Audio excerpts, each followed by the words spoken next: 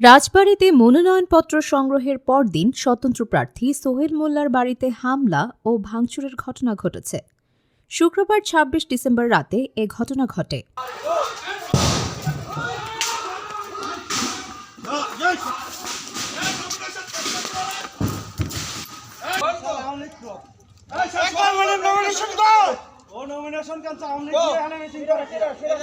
সোহেল মোল্লা আসন্ন ত্রয়োদশ জাতীয় সংসদ নির্বাচনে রাজবাড়ী ২ আসনে স্বতন্ত্র প্রার্থী হিসেবে মনোনয়নপত্র সংগ্রহ ও দাখিল করেছেন।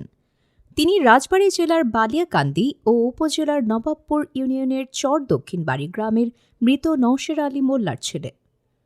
মঙ্গলবার সরেজমিনে গিয়ে দেখা যায়, সোহেল মোল্লার বাড়ির উঠানে প্লাস্টিকের ভাঙা চেয়ার ও টেবিল ছড়িয়ে ছিটিয়ে পড়ে আছে।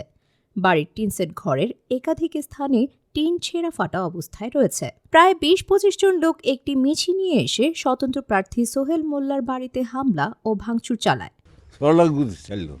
সাইডে দুমো করলো, দুমো করে বহাবাদি করে সয়াল বাইকে না সয়াল মারবো। আগে গুলি করে, তারপরে বাড়ি দুই একজন নাতি দুই কেন করে চাইনিজ করে লাতে নাম দেওয়াতে তা আগে লাইট ভেঙে অন্ধকার করি নেয় যাতে মানুষ আমরা না চিনি। উপরে গুলি মারেছে, বিল্ডিংয়ে গুলি মারছে, এই বাড়ি গুলি মারেছে, বেড়াগুড়া চাইনিজ গুলো দিয়ে ভাঙ কাটেছে। তারপরে বিল্ডিংয়ে তালা ভেঙে ঘরে যায় ৩.৫ লাখ টাকা ছিল জ্যাকেটে, সেটা নিয়ে চলে গেছে, জ্যাকেট মাকে ছিঁড়িয়ে ফেলাইয়া। যাওয়ার পরে বলতেছে যারা সোহেলের সাথে কথা বলবে বা তার বাড়ি যাবে তাদের ঘর বাড়ি সব কিছু পুরাই দিব, এমনকি আমারে থ্রেট দিছে। গত ২৫ ডিসেম্বর বালিয়াকান্দি উপজেলা নির্বাহী অফিসারের কার্যালয় থেকে মনোনয়নপত্র সংগ্রহ করেন এবং ২৬ ডিসেম্বর রাতে তার বাড়ির উঠানে বৈঠকের আয়োজন করেন।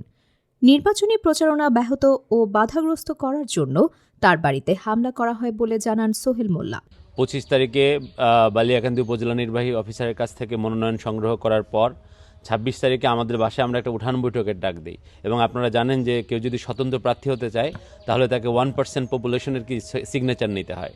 তো আমরা ভাবছি যে এখানে যখন লোকজন আসবে তাদের সাথে কথা বলবো, কথা বলে সিগনেচার নিয়ে আমরা নির্বাচনী কার্যক্রম চালাবো। ঠিক আছে, ঠিক ২৬ তারিখে ৬টার পরেই যখন আমাদের প্রোগ্রাম শুরু হবে, লোকজন আস্তে আস্তে চারদিক থেকে মোটামুটি ৩০-৪০ জন লোক এসে অলরেডি বসার পরেই এই সোনাপুর বাজারের সন্ত্রাসী চাঁদাবাজ বাচ্চু সে আমার বাসায় অতর্কিত হামলা করে এবং তার সাথে আরও ৩০-৪০ জন লোক ছিল। এরা সবাই এসে প্রথমে এখানে ফাঁকা গুলি করে লাইট ভাঙচুর করে এবং আপনার জনমনে আতঙ্ক সৃষ্টি করে এবং মানুষজন দিক বিদিক ছোটাছুটি করে। আপনারা জানেন স্বতন্ত্র প্রার্থী হিসেবে মানুষ এমনি স্বতন্ত্রর পক্ষে যেতে চায় না। এমনিতে আমাদের ভোট ব্যাংক আছে, মানুষ ভোট দেবে, কিন্তু দেখা যায় যে তারা এই ধরনের হামলা যদি হয় এবং এই ধরনের নৈরাজ্য যদি হয়, মানুষ যদি সিকিউরিটি থ্রেট ফিল করে, সেক্ষেত্রে কিন্তু আমরা মানুষকে আমাদের পাশে পাবো না। আসলে আপনি জানেন যে সন্ত্রাসী তো কোনো দল থাকে না। বাচ্চু একটা শীর্ষ সন্ত্রাসী, চাঁদাবাজ, এটা আপনারা জানেন, এলাকা সবাই জানে। হ্যাঁ, সোনাপুর বাজারে ত্রাস সৃষ্টি করে, অমুক জায়গায় গুন্ডামি করে, মাস্তানি করে, এটা সবাই জানে, এটা স্বীকৃত। তো এখানে সন্ত্রাসীর কোনো দল থাকে না। তারা কি করে? তারা দলের লেবাস ধারণ করে। যদি তাদেরকে গ্রেপ্তার করা না হয়, আই ফিল সিকিউরিটি থ্রেট এবং I consulted even with the DC যে না, তাদেরকে অ্যারেস্ট করতে হবে, নাহলে আমি নির্বাচনী প্রচার চালাইতে পারবো না। এবং ডিসি মহোদয় আমাকে বলেছেন যে ওনারা এই ব্যাপারে উদ্যোগ নেবেন এবং আসামিদেরকে গ্রেপ্তার করে হাজতে প্রেরণ করবেন।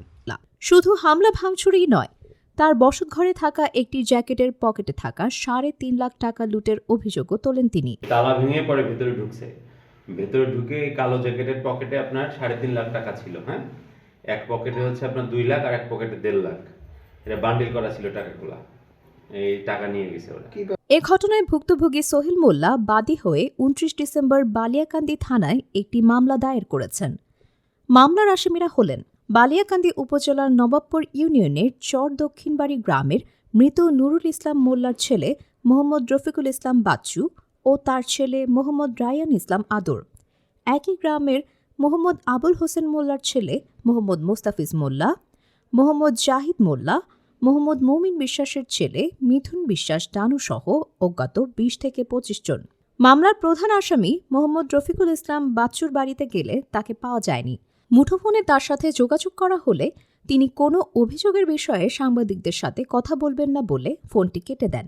আসামিদের গ্রেপ্তার অভিযান চলমান রয়েছে বলে জানান রাজবাড়ী জেলা পুলিশের সহকারী police super Pangsha circle Debabrata Sarkar. কিছু লোকে মানে উঠোন বৈঠক করতে বাধা দিয়েছে এবং কয়েকটা চেয়ার ভাঙচুর করেছে এবং ঘর বাড়িতে একটু ভাঙচুর করেছে আর কি। তো রেকর্ড হয়েছে, এখনো আমরা গ্রেপ্তার করে পারি নাই, আমরা অভিযান অব্যাহত রেখেছি, ওদেরকে